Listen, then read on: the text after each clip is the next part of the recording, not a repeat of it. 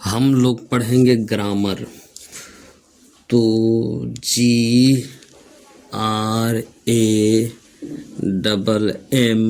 और AR, ठीक है। ग्रामर यानी हिंदी इंग्लिश लिख दिया, कोई दिक्कत नहीं है। तो ऐसे लिखाता है G और RAMM, और यहाँ ए नहीं देना चाहिए, AR, है ना। ग्रामर का हिंदी होता है व्याकरण। व्याकरण, है ना। तो यहाँ एक गलती था, इसलिए हमने यहाँ लिख दिया व्याकरण, ठीक है। तो हिंदी होता है व्याकरण। तो व्याकरण में हम लोग अभी अंग्रेजी में व्याकरण जो भी पढ़ेंगे, तो व्याकरण में सबसे पहले पढ़ेंगे हम लोग लेटर, LETTER और S। लेटर्स का हिंदी होता है अक्षर। क्या होता है? अक्षर, है ना। तो लेटर का हिंदी होता है, क्या होता है? अक्षर। तो अक्षर, या इसको हम वर्ण भी बोल सकते हैं। यहाँ पुरलर हो गया, उसको कोई दिक्कत नहीं है, इसका हम हिंदी बोल सकते हैं अक्षर या वर्ण। तो अंग्रेजी में हम लोग ग्रामर को हिंदी में क्या कहते हैं? व्याकरण। और लेटर्स को क्या कहते हैं? अक्षर या वर्ण। तो लेटर के बारे में हम लोग पढ़ेंगे, LETTER,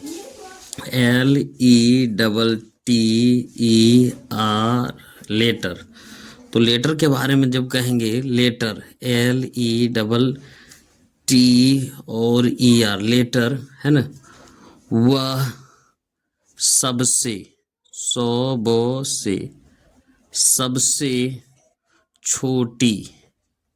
छोटी इकाई है। क्या कहेंगे? इकाई। अगर इकाई, लेटर वह सबसे छोटी इकाई है जिसका जिसका प्रयोग कर हम कोई अंग्रेजी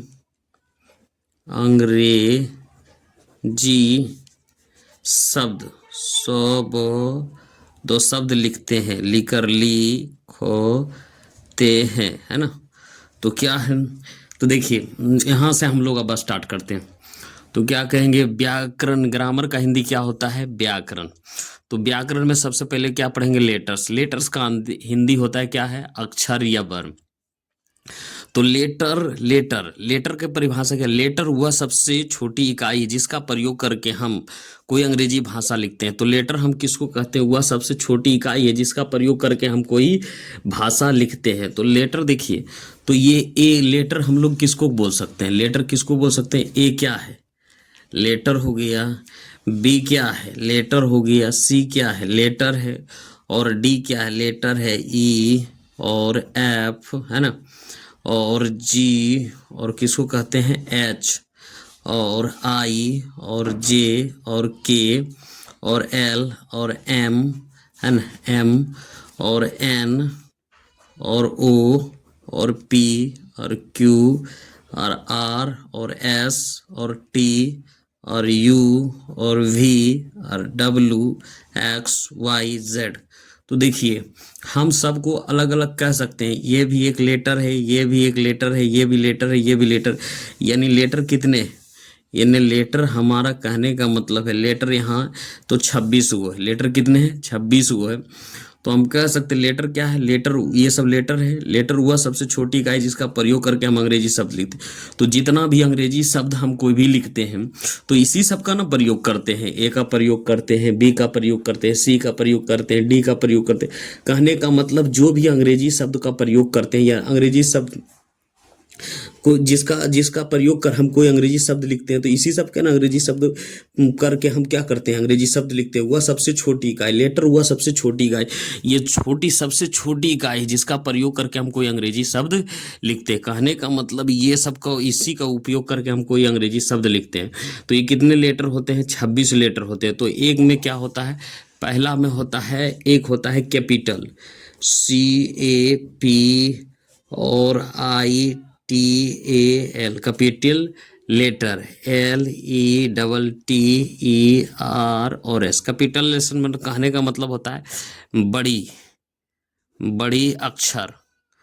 अक्षर, है ना, बड़ी अक्षर हो गया। तो बड़ी अक्षर कौन सा हो जाएगा, तो जितना भी हम ऊपर में लिखे कौन सा अक्षर, जैसे ए और बी और सी और क्या है डी और ई और एफ और जी और एच और आई और जे और के और एल एम और एन ओ पी क्यू और आर एस टी यू भी W W X Y Z, ये सब क्या है, कैपिटल लेटर। ये जब क्या है, ये जितना भी हम लिखे हैं सब कौन सा लेटर है, कैपिटल लेटर। तो एक नंबर में किसको देखेंगे हम, कैपिटल लेटर में, कैपिटल लेटर में लिखेंगे। और दूसरा क्या होता है, दूसरा नंबर में होता है स्मॉल लेटर।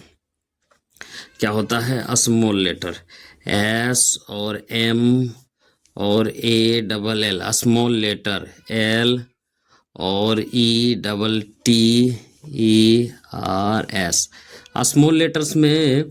तो इसको क्या बोलते हैं, छोटी अक्षर, छोटी अक्षर।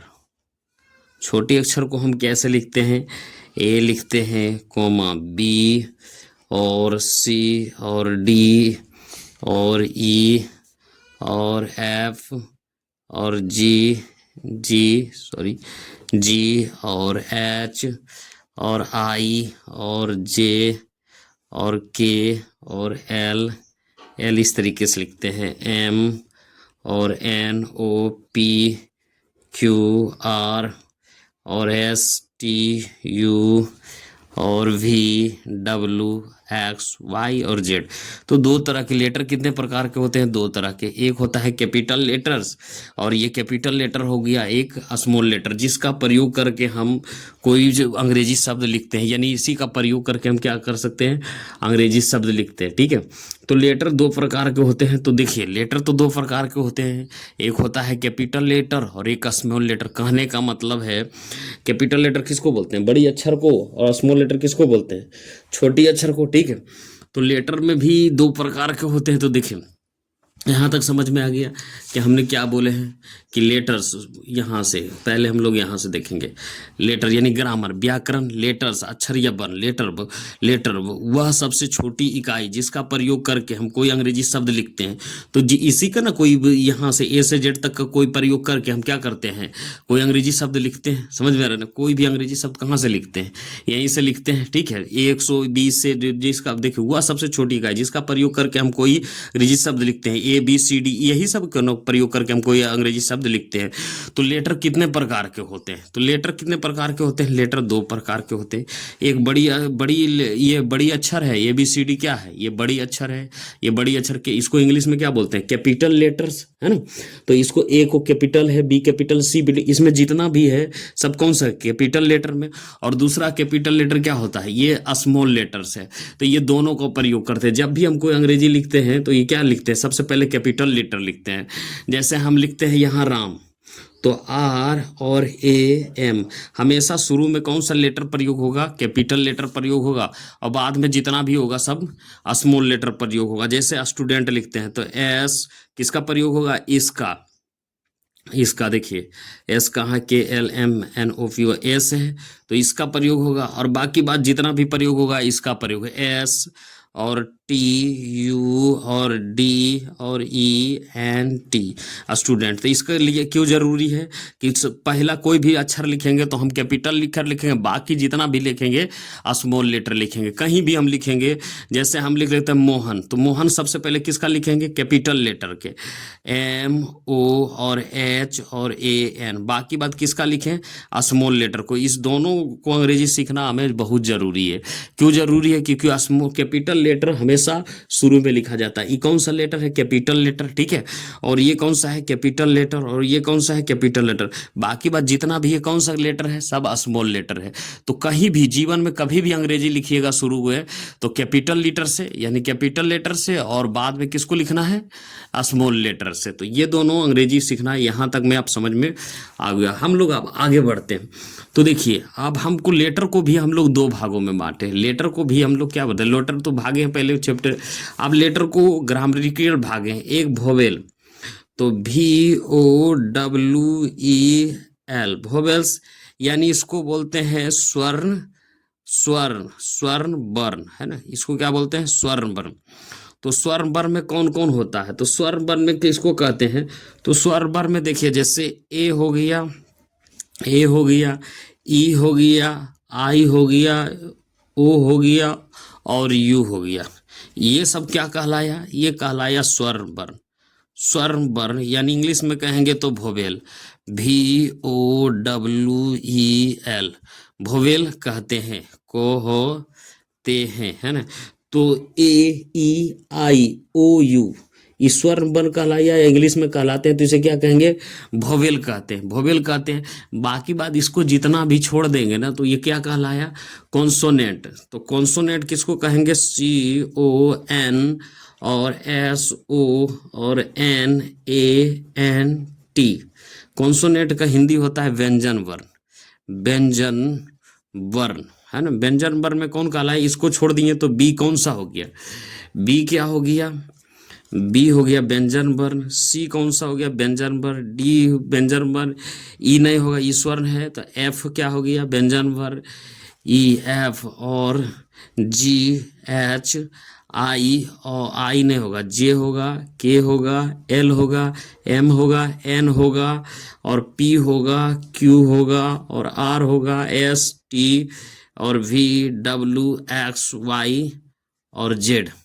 तो ये सब कौन सा वर्ण हो गया, ये सब जो हो गया, सब जितना भी आप देख रहे हैं ये सब कॉन्सोनेंट कहलाया। ये जितना भी कहलाया तो इसे कौन सा कहेंगे, कॉन्सोनेंट वर्ण कहेंगे।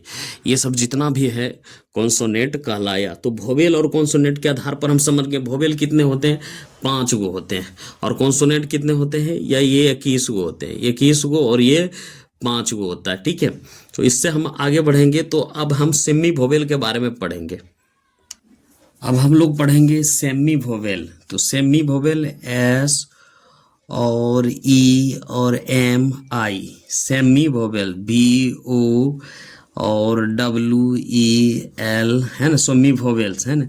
तो सेमी वोवेल किसको कहते हैं, W और Y को सेमी, SEMIVOWEL सेमी वोवेल कहा जाता है। तो W और Y को क्या कहा जाता है, तो वैसे ये कॉन्सोनेंट, लेकिन इसमें किसमें ये है तो कॉन्सोनेंट, लेकिन इसमें किसको कहा जाता है, इसको सेमी वोवेल क्यों कहा जाता है, तो ये ऐसे तो ये कॉन्सोनेंट है, लेकिन इसको क्या बोला जाता है, ये सेमी वोवेल। W और Y को क्या कहा जाता है, सेमी वोवेल। आगे हमने पढ़े कि ये कॉन्सोनेंट है लेकिन इसको सेमी वोवेल कहा जाता है। तो देखिए, तो जो W और Y, W और Y, ठीक है, W और Y जब शब्दों के शब्दों के शुरू में रहता है, जब शब्द के शुरू में रहता है तब यह कॉन्सोनेंट कहलाता है, CONSO और NANT कॉन्सोनेंट कहते हैं, कॉन्सोनेंट कहलाता है या कहते हैं। जब ये वाक्य के किसी भी शब्दों के वाक्य में शुरू में रहता है तो क्या कहलाता है, कॉन्सोनेंट कहलाता है। अंत में रहता है तब ये वोवेल कर, जब ये शुरू में रहता है तो कॉन्सोनेंट, है ना, जब ये शुरू में रहता है तो कॉन्सोनेंट कहते हैं। जब ये शुरू में नहीं रहता है, जब ये अंत में रहता है, जब यह अंत में रहता है, कौन, W और Y, अंत में रहता है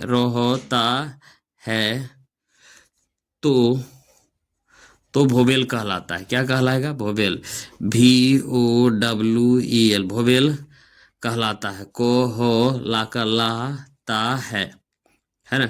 तो कहने का मतलब क्या है, सेमी वोवेल डब्लू और वाई को कहते हैं। जब सेमी वोवेल डब्लू और वाई को कहते हैं, डब्लू और वाई जब शुरू में रहता है तो ये कॉन्सोनेंट कहलाता है, यानी व्यंजन वर्ण कहलाता है। क्या कहेगा, व्यंजन वर्ण कहलाता है। लेकिन जब ये शुरू में रहता है, जब ये अंत में रहता है तो वोवेल कहलाता है। यानी डब्लू और वाई का वोवेल और कॉन्सोनेंट को मिश्रण को क्या कहते हैं, सेमी वोवेल।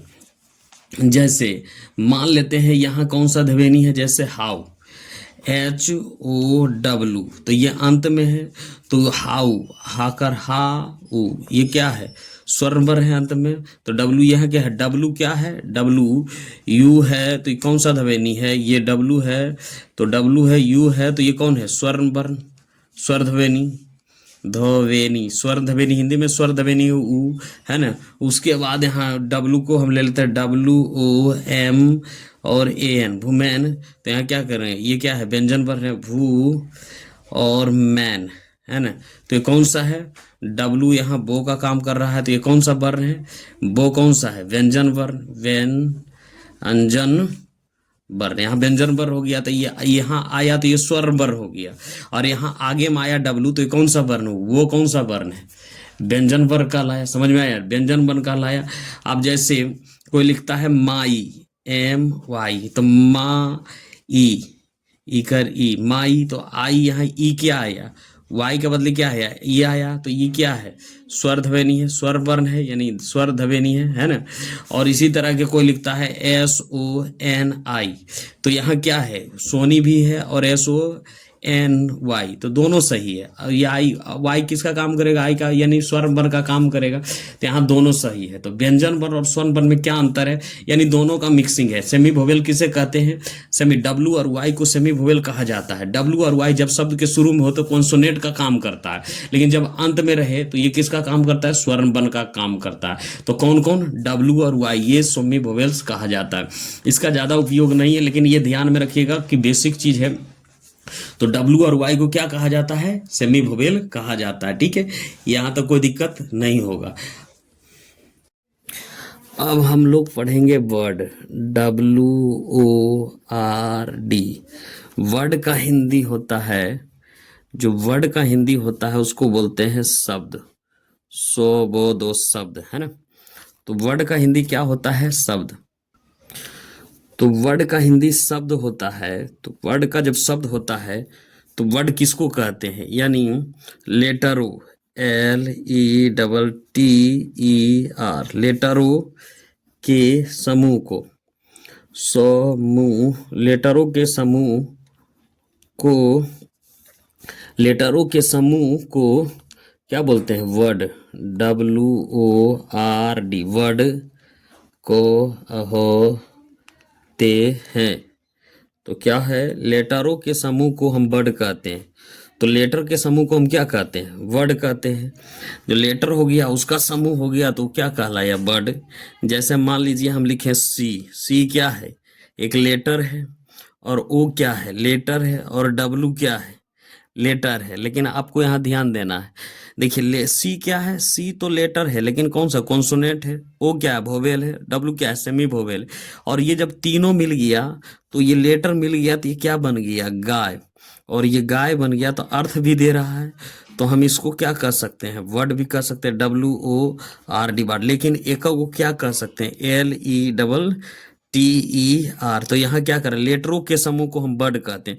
जैसे लेटर के पूरा समूह है, इसे बद की शब्द बन गया, शब्द हिंदी में क्या शब्द बन गया, गाय, है ना। और ये शब्द बन गया। अब जैसे लिखते हैं S और T, यहाँ क्या लिखे, S क्या है, एक लेटर है, T क्या है, लेटर, ST, और U और D और ENT, स्टूडेंट। तो S क्या है, लेटर है, T क्या है, लेटर है, U क्या है, लेटर है, D है क्या है, लेटर। लेकिन जब ये तीनों मिल सब पूरा बन गया तो ये क्या कब बन गया, ये वर्ड बन गया, शब्द, WORD वर्ड, यानी शब्द भी बन गया, है ना। और इसको ऐसे भी कहेंगे, S क्या है, कॉन्सोनेंट, T क्या है, टी भी कॉन्सोनेंट है, यू क्या है, यू वोवेल है, डी क्या कॉन्सोनेंट, ई क्या है, ई वोवेल है, एन क्या है कॉन्सोनेंट, टी क्या है कॉन्सोनेंट, लेकिन ये सब मिलके शब्द बन गया। और हिंदी में शब्द कौन सा बन गया, विद्याकरदार थी, है ना, विद्यार्थी। तो ये क्या हो गया, ये तो ये इसी का भाषा आप यहाँ तक समझ में। लेटरों को समूह को, यानी लेटरों को समूह को हम वर्ड कहते हैं। तो लेटरों के समूह को हम क्या कहेंगे, वर्ड कहेंगे। तो ये लेटर है, और जब समूह बन गया और अर्थ पे दे दिया तो ये क्या कहलाया, ये कहलाया हम लोग का, क्या कहलाया, ये कहलाया हम लोग का समूहों का शब्द कहलाया। और कहलाया, जैसे मान लेते हैं, यहाँ तक समझ में आ गया होगा। जैसे अब हम और लेटर लिखना स्टार्ट करते हैं। जैसे मान लीजिए डॉग, अब यहाँ लिखते हैं डी, डी क्या है लेटर है, और जी क्या है, ओ क्या है लेटर है, और जी ये अर्थ निकल गया तो ये क्या बन गया, वर्ड बन गया। अब सी, सी क्या है लेटर है, ए क्या है लेटर है, टी, अब जब मिल गया तो अर्थ निकल गया। जैसे बी और ओ, वाई, बी क्या है लेटर है, ओ क्या है लेटर, जब इसका अर्थ निकल गया तो क्या बन गया, वर्ड बन गया। ये भी वर्ड बन गया, ये भी वर्ड बन गया, समझ में आ रहा है ना। उसके बाद जैसे गर्ल, GIRL गर्ल, तो गर्ल कहने का मतलब है ये भी तो लेटर है, ये भी लेटर, तीनों मिल के क्या बन गया, एक अथी बन गया। समझ में आ गया रहते, यहाँ तक समझ में आ गया होगा, यहाँ से कोई दिक्कत नहीं होगा कि हम बड़ो, वर्ड किसे, शब्द किसे, वर्ड का हिंदी क्या होता है, शब्द। लेटरों के समूह को हम क्या कहते हैं, वर्ड कहते हैं। जैसे काव को, ये, तो यहाँ तक समझ में आ गया। अब हम लोग जो अगला पढ़ेंगे, सेंटेंस पढ़ेंगे, यानी सेंटेंस, SOREN और TEN और CE। सेंटेंस का हिंदी होता है वाक्य, वाक्य। सेंटेंस का हिंदी क्या होता है, वाक्य। अब सेंटेंस किसको कहते हैं, अंग्रेजी में सेंटेंस यानी वाक्य किसको कहते हैं, तो वर्डो। आगे हम लोग पढ़े हैं सेंटेंस के बारे में। तो सेंटेंस देखिए, SEN और T और ENC, सेंटेंस, ठीक है। तो क्या कहेंगे, वर्डो, अभी तुरंत पढ़े, WORD, वर्डो, है ना, वर्ड यानी शब्द, शब्दों, वर्डो, या बड़ों के ऐसा, अगर ऐसा, वर्डों के यानी वर्ड्स यानी शब्दों के ऐसा समूह, समूह, शब्दों के ऐसा समूह जिससे, जिससे पूरा, पूरा अर्थ, अर्थ निकले, निको लेकर ले, लिख ले, उसे, उसे सेंटेंस, SENTENC, सेंटेंस कहते हैं। देखिए क्या कह रहा है, सेंटेंस यानी शब्दों के ऐसा समूह जिससे पूरा अर्थ निकले, उसे सेंटेंस कहते हैं। कहने का मतलब है कि शब्दों के ऐसा समूह जिसका पूरा अर्थ निकले, उसे सेंटेंस कहते हैं। यानी शब्दों के समूह को हम शब्द सेंटेंस भी कह सकते हैं, ऐसे भी कह सकते हैं। शब्दों के समूह को हम क्या कह सकते हैं, सेंटेंस कह सकते हैं, ऐसे भी कह सकते हैं। वर्ड होता है ना शब्दों, शब्दों के समूह को, समूह को सेंटेंस, SENTENC, सेंटेंस कहते हैं, कहते हैं। इस तरीके से भी हो गया। यहाँ से दूसरा हो गया, पहला ये आप दे सकते हैं, दोनों दे सकते हैं। तो क्या कह सकते हैं, सेंटेंस का हिंदी क्या हो गया, वाक्य हो गया। सेंटेंस किसको कहते हैं, शब्दों या शब्दों के ऐसा समूह जो पूरा अर्थ निकले, उसे सेंटेंस कहते हैं। तो सेंटेंस समझ में आ गया। जैसे सेंटेंस अभी समझ में नहीं आ गया, इसको तो पूरा अर्थ हो गया। जैसे हम यहाँ लेते हैं, यानी वाक्य कहते हैं। तो वाक्य क्या लिखेंगे, हिंदी में लिखेंगे राम, राम एक लड़का है, लड़का है। तो ये शब्दों के समूह हो गया। ये भी शब्द है, ये भी शब्द है, ये भी शब्द है, ये भी शब्द है। और शब्दों के समूह को क्या कहते हैं, ये पूरा को क्या कहेंगे, वाक्य कहेंगे। यानी हिंदी में तो इसको जब वाक्य कहेंगे, इसको इंग्लिश में, हिंदी में क्या कहेंगे, वाक्य, है ना।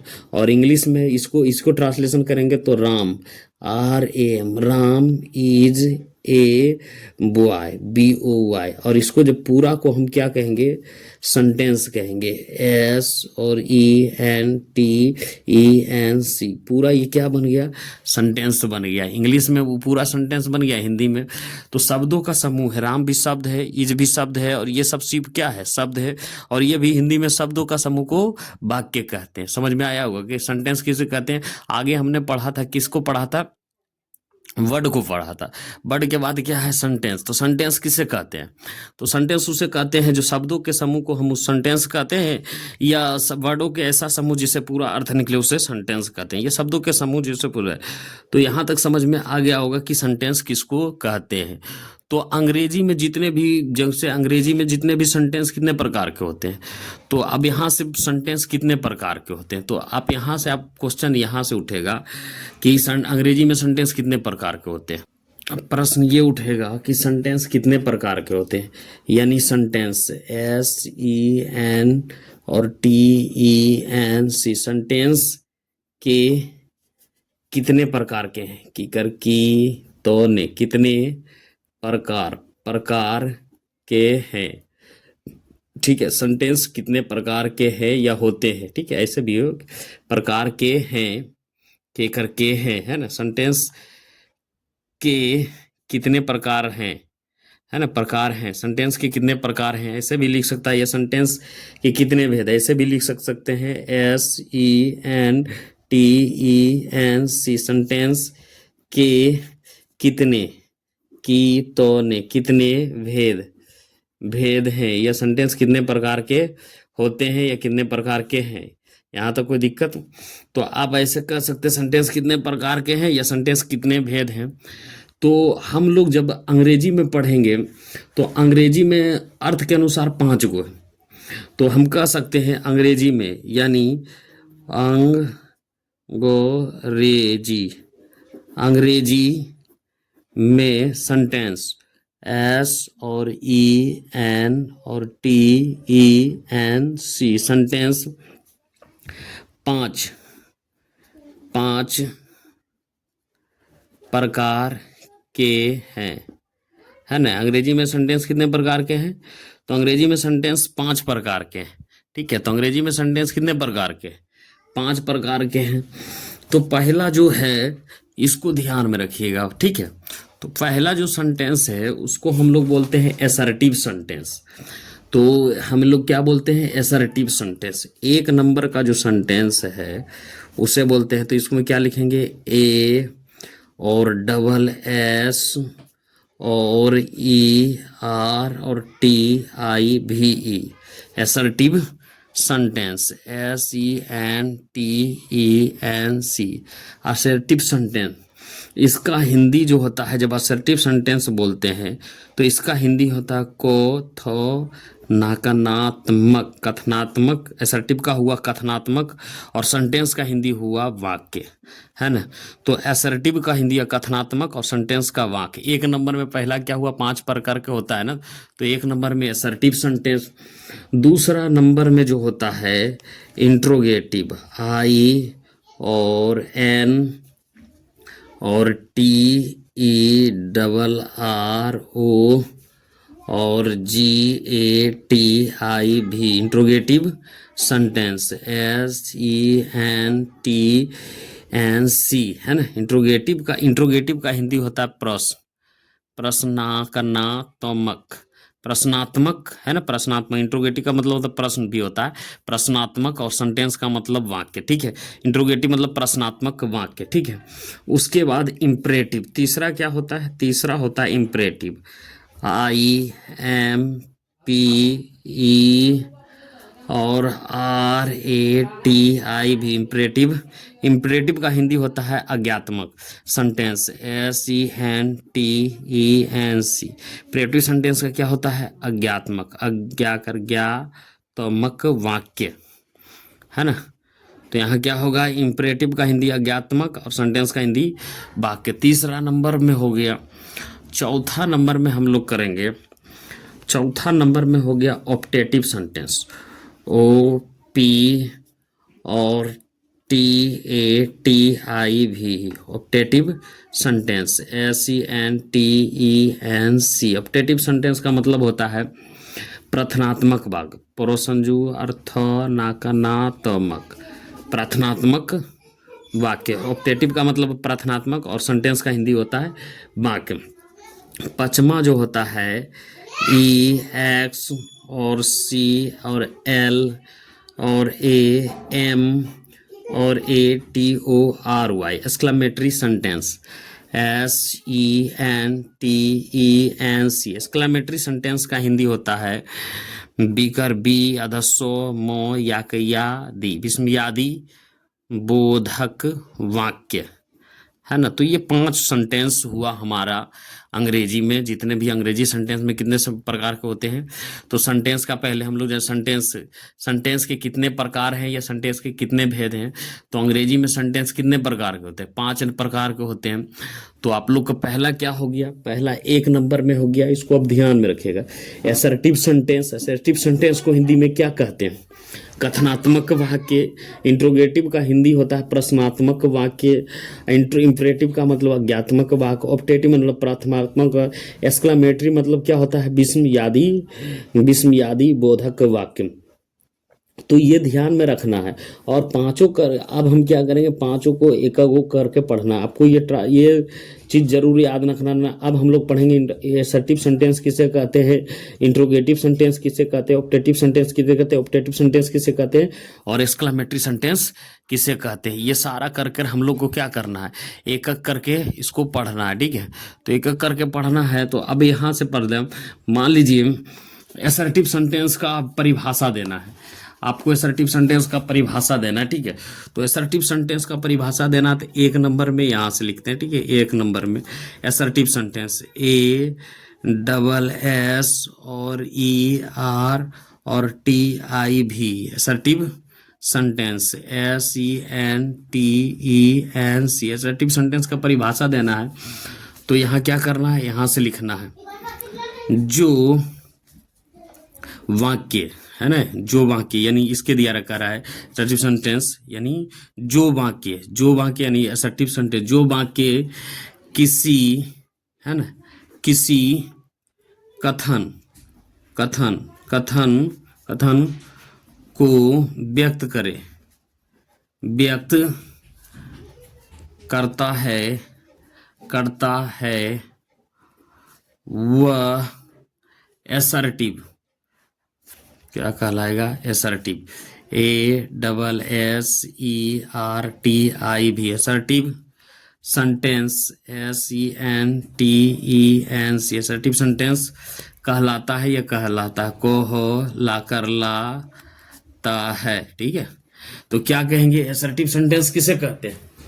तो जब असर्टिव सेंटेंस हम लोग पढ़ेंगे, तो असर्टिव सेंटेंस पढ़ेंगे तो ये क्या कर रहे हैं, असर्टिव सेंटेंस की परिभाषा पूछेगा, जो वाक्य किसी कथन को व्यक्त करता है, किसी कथन को व्यक्त करता है, यानी किसी कथन को व्यक्त करता है, उसे असर्टिव सेंटेंस कहते हैं, ठीक है। तो किसी कथन को व्यक्त करता है उसे क्या कहेंगे, असर्टिव सेंटेंस कहते हैं। जैसे मान लीजिए हम कह सकते हैं कि हम कोई किसी कथन को हम व्यक्त कर रहे हैं। तो हम जैसे मैं कह रहा हूं I am a boy, BOY, I am a boy। तो ये क्या है, असर्टिव सेंटेंस कोई कथन को व्यक्त कर रहा है कि क्या कह रहा है, किसी कथन को व्यक्त कर रहा है। जैसे I am not, NOT, note a girl, GIRL, girl. तो ये क्या कह रहा है, असर्टिव सेंटेंस का ला रहा है ना। यहाँ से देखिए, किसी कथन को, असर्टिव सेंटेंस जो वाक्य किसी कथन को व्यक्त करता है उसे असर्टिव सेंटेंस। तो ये क्या कर रहा है, ये वाक्य है, कह रहा आई एम अ बॉय, तो क्या कर रहा है, कोई बातें को ना व्यक्त कर रहा है। आई एम नॉट गर्ल, तो ये भी कोई बात को व्यक्त कर रहा है, ठीक है। तो ये क्या कहलाया, ये असर्टिव सेंटेंस कहलाया, ठीक है। तो असर्टिव सेंटेंस कहलाया, तो ये कहलाया। तो असर्टिव सेंटेंस में भी 2 प्रकार के होते हैं, देखिए। Assertive sentence ASSERTIV, assertive sentence SENTENC। Assertive sentence से भी 2 निकलता है। एक निकलता है अफर्मेटिव। क्या निकलेगा, affirmative, AFFIRMATIV, affirmative sentence SENTENC, affirmative sentence. और दूसरा निकलेगा negative, NEGATIV, negative sentence, SENTENC, negative sentence. Affirmative sentence अब इसको पढ़ेंगे। यहाँ तक समझ में आया कि असर्टिव सेंटेंस किसे कहते हैं? तो असर्टिव सेंटेंस का समझ में आ गया ना। असर्टिव सेंटेंस किसे कहते हैं? जो किसी कथन को व्यक्त करता है उसे असर्टिव सेंटेंस। तो किसी कथन को व्यक्त किया है, आई एम अ बॉय, किसी कथन को व्यक्त किया आई एम नॉट अ गर्ल, ये भी। लेकिन असर्टिव सेंटेंस से भी दो सेंटेंस कौन से निकलता है? एक अफर्मेटिव सेंटेंस और एक निगेटिव सेंटेंस। तो अफर्मेटिव में क्या कर रहा है, देखिए आई एम अ बॉय ने अफर्मेटिव को और दूसरा ढंग से भी समझा देते, ठीक है। यहाँ थोड़ा ज्यादा हो जाएगा, ठीक है। तो ये ध्यान में रखिएगा, अफर्मेटिव से दो निकला है, एगो असर्टिव सेंटेंस में, असर्टिव से एगो अफर्मेटिव और एक निगेटिव। अब अफर्मेटिव को किसको कहते हैं और निगेटिव किसको कहते हैं, इसको हम लोग पढ़ते हैं। अब हम लोग देखते हैं अफर्मेटिव। तो ठीक है, AFFI और RM और ATI भी affirmative sentence, SENTENC। Affirmative sentence को क्या बोलते हैं? सकारात्मक बात। सकारात्मक सकारात्मक वाक्य है ना, सकारात्मक वाक्य। यानी सकारात्मक अफर्मेटिव सेंटेंस किससे कहते हैं? जब हम कोई बात को स्वीकार लेते हैं, है ना। जब तो अफर्मेटिव सेंटेंस किसे कहते हैं? जब हम कोई बात को क्या कर रहे हैं? बात को स्वीकार लेते हैं, स्वीकार और स्वीकार लेते हैं, उसे अफर्मेटिव, AFFIRMATI भी affirmative sentence, SENTENC affirmative sentence कहते हैं, ठीक है। तो अब ध्यान दीजिएगा क्या कह रहा है कि अफर्मेटिव सेंटेंस की सकारात्मक वाक्य, इसका हिंदी में होता है सकारात्मक बात।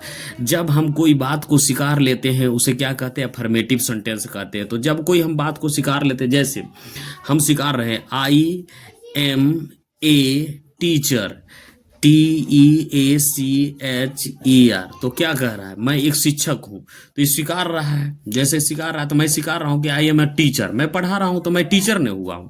और जैसे यहाँ तो ये कौन सा बात हुआ? सकारात्मक वाक्य यानी अफर्मेटिव सेंटेंस हुआ। लेकिन ये इसी को कहेगा आई am not, NOT not a teacher, TEACHER।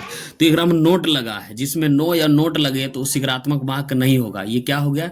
नकारात्मक वाक्य हो गया। तो ये अफर्मेटिव सेंटेंस कहलाया? नहीं कहलाया। और ये कहलाया, तो क्या कहलाया? तो अफर्मेटिव सेंटेंस किसे कहते हैं? जब कोई बात को हम स्वीकार लेते हैं उसे क्या कहते हैं? उसे हम अफर्मेटिव सेंटेंस कहते हैं। हम ऐसे कह सकते हैं, I am a student, STUDENT। तो ये स्वीकार रहा है, जिसमें नोट लग रहा है, तो ये स्वीकार रहा है मैं एक स्टूडेंट हूं, यानी मैं एक छात्र हूं। तो ये क्या कह रहा है? तो ये क्या है? Affirmative sentence. और दूसरा होता है, ये एक नंबर का हो गया, अफर्मेटिव समझ में आ गया होगा। अब दूसरा नंबर का होता है निगेटिव। क्या होता है? Negative sentence. दूसरा नंबर में होता है निगेटिव, N और EGATI भी negative sentence, SENTENC। Negative sentence को क्या बोलते हैं? नकारात्मक, नकारात्मक वाक्य, है ना। क्या बोलते हैं? नकारात्मक वाक्य। निगेटिव सेंटेंस को क्या बोलते हैं? नकारात्मक वाक्य। तो निगेटिव सेंटेंस को नकारात्मक वाक्य क्यों बोलते हैं? तो इसका हिंदी होता है नकारात्मक। निगेटिव सेंटेंस का हिंदी क्या होता है? नकारात्मक वाक्य। जब हम कोई बात को नहीं स्वीकारते हैं,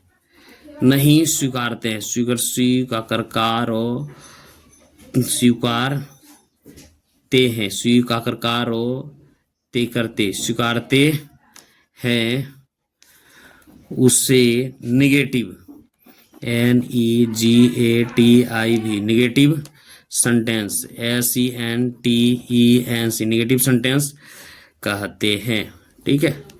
जब हम कोई बात को नहीं स्वीकारते हैं तो उसे क्या कहते हैं? निगेटिव सेंटेंस कहते हैं।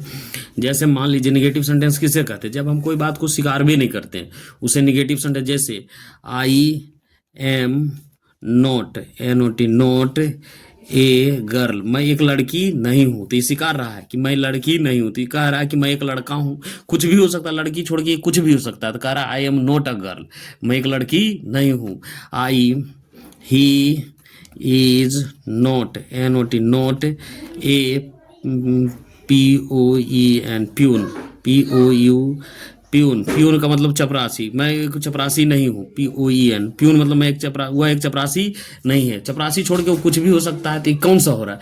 नेगेटिव सेंटेंस में क्या दे रहा है कि नकारात्मक वाक्य का दे रहा है परिभाषा, यानी नेगेटिव सेंटेंस कहने का मतलब वो स्वीकार नहीं रहा है कि मैं प्यून नहीं हूँ, है ना, तो निगर मैं गर्ल नहीं हूँ, गर्ल छोड़ के कुछ भी हो सकता है, तो स्वीकार नहीं रहा, तो उसे कौन सा सेंटेंस कहेंगे?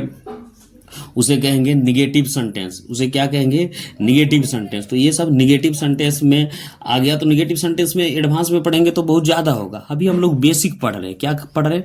बेसिक। बेसिक से धीरे धीरे धीरे हम लोग एडवांस में जाएंगे। ठीक है, तो ये निगेटिव सेंटेंस समझ में आ गया। तो ये अफर्मेटिव से ही निकला था। क्या हमने दो बताए थे आपको, आगे ही बताए थे कि हमने दो को निकाला, assertive, ASSERTIV, assertive sentence, SENTENC। Attractive sentence इसका हिंदी होता है कथनात्मक, कथनात्मक वाक्य। और इसी से दो से निकलता है, जो निकलता है कौन सा निकलता है, ऊपर में पढ़ाए थे आपको। एक निकलता है affirmative, AFFIRMATIV, affirmative sentence, SENTENC, affirmative sentence. और दूसरा होता है निगेटिव, NEG और ATIV, negative sentence, SENTENC, negative sentence. इसका हिंदी में बता दिए, सकारात्मक बात, और इसका निगेटिव बना। तो अभी हम लोग सेंटेंस में कितने पढ़े? एक के पढ़े। फिर दूसरा किस में आ जाएगा? दूसरा हम लोग पढ़ेंगे इंट्रोगेटिव सेंटेंस। किसमें पढ़ेंगे? Interrogative sentence. दूसरा का क्या पढ़ेंगे? इस दूसरा में पढ़ेंगे इंट्रोगेटिव सेंटेंस। तो इंट्रोगेटिव सेंटेंस किसे कहते हैं, है ना? तो इंट्रोगेटिव सेंटेंस INTE और RR और U और GATIV, इंट्रोगेटिव सेंटेंस, SENTENC। इसका हिंदी क्या होता है? इसका हिंदी तो हम बता दिए प्रश्नात्मक वाक्य, है ना। इसका हिंदी होता है प्रश्नात्मक वाक्य। तो है ना, जिस वाक्य से, है ना, तो यहाँ इसका डिफिनेशन देंगे, परिभाषा, जिस वाक्य, यानी जिस वाक्य के द्वारा क्या होता है? जिस वाक्य के द्वारा कोई क्या होता है? कोई प्रश्न किया जाता है। क्या हो जाएगा? किया जाता है, किया जाता है, उसे इंट्रोगेटिव, INTERRO और GATIV, interrogative sentence, SENTENC, interrogative sentence कहते हैं, इंट्रोगेटिव सेंटेंस कहते हैं। ठीक है, तो जिस इंट्रोगेटिव सेंटेंस, जिस वाक्य के द्वारा कोई प्रश्न किया जाता है उसे क्या कहेंगे? इंट्रोगेटिव सेंटेंस कहते हैं। तो जिस वाक्य के द्वारा कोई भी प्रश्न किया जाता है उसे इंट्रोगेटिव सेंटेंस कहते हैं। तो इंट्रोगेटिव सेंटेंस किसे कहते हैं? कि जिस इंट्रोगेटिव सेंटेंस, जिस वाक्य के द्वारा कोई प्रश्न किया जाता है उसे इंट्रोगेटिव सेंटेंस कहते हैं। आप हिंदी में कह सकते हैं या इंग्लिश में कह सकते हैं। जैसे तुम कौन हो, तुम कौन हो। और इसमें ध्यान दीजिएगा, इसमें हमेशा क्वेश्चन मार्क रहता है, हिंदी रहे चाहे इंग्लिश रहे। तो तुम कौन हो, तो यहाँ क्या करेगा? Who, WHO, who. इसका ट्रांसलेशन क्या होगा? Are you, who are you, question mark, तुम कौन हो, हु आर यू। अब जैसे तुम्हारा नाम क्या है, तुम्हारा नाम क्या है। देखिए प्रश्न कर रहा है कि नहीं, तुम्हारा नाम क्या है। तो what, WHE, what is your, YO, your name, NAME, तुम्हारा नाम क्या है। तो व्हाट इज योर नेम, तुम्हारा नाम क्या है। तो यहाँ क्या है? सेंटेंस क्या है? इंट्रोगेटिव सेंटेंस किसे कहते हैं? जिस वाक्य के द्वारा कोई प्रश्न किया जाता है उसे इंट्रोगेटिव सेंटेंस कहते हैं। तो यहाँ तो प्रश्न में कर रहा है, नहीं कर रहा तुम कौन हो, तो प्रश्न कर रहा है, तुम्हारा नाम क्या है, व्हाट इज योर नेम। तो ये क्या है? प्रश्न कर रहा है। तो प्रश्न कर रहा है, तो इसमें एक बात कॉमन दिख रहा है। देखिए ये कौन और क्या, ये प्रश्नात्मक वाक्य है। ये जो वाक्य है कौन सा वाक्य है? प्रश्नात्मक वाक्य है। तो प्रश्नात्मक वाक्य किसे कहते हैं? इंट्रोगेटिव सेंटेंस के द्वारा। तो इंट्रोगेटिव, जिस वाक्य के द्वारा कोई प्रश्न किया जाता है उसे इंट्रोगेटिव सेंटेंस कहते हैं, है ना। तो इंट्रोगेटिव सेंटेंस यहां तक समझ में आ गया होगा कि जिस वाक्य से प्रश्न किया जाता है, इंट्रोगेटिव सेंटेंस के बारे में पूछेगा तो जिस वाक्य के द्वारा प्रश्न किया जाता है उसे इंट्रोगेटिव सेंटेंस कहते हैं। तो इंट्रोगेटिव सेंटेंस भी दो प्रकार के होते हैं, हम लोग अभी देखते हैं।